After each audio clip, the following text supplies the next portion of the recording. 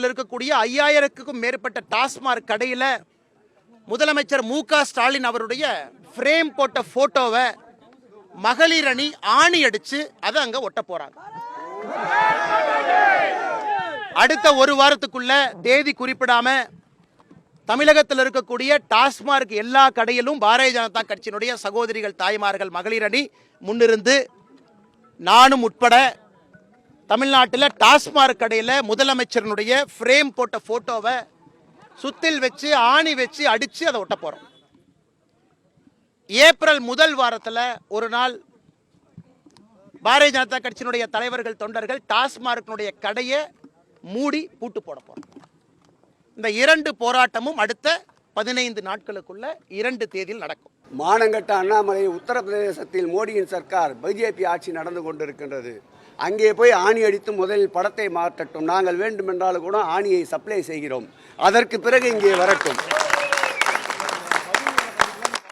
இன்னும் கடுமையாக பேச ஆரம்பிச்சிடும். அவர் பேச ஆரம்பிக்க சொல்லு. ஏங்க, அசிங்கமா இல்லைங்க? ஒரு கட்சி தலைவன் போராடுறாங்க. 5 மணி நேரம் போராட்டத்திற்கு சிறையிலே ஒரு மண்டபத்திலே வைத்திருக்கின்றார்கள். எனக்கு 5 மணி ஆகிவிட்டது. நான் விமானத்தை தவற விட்டு விட்டேன் ஊருக்கு செல்வதற்கு. எனக்கு 3 விமானங்கள் தடைப்பட்டு விட்டது என் பயணத்திற்கு. 6 மணி ஆகிவிட்டது, என்னை வெளியிலே விடு என்று காவல்துறையிடம் சண்டையிடுகிறாயே.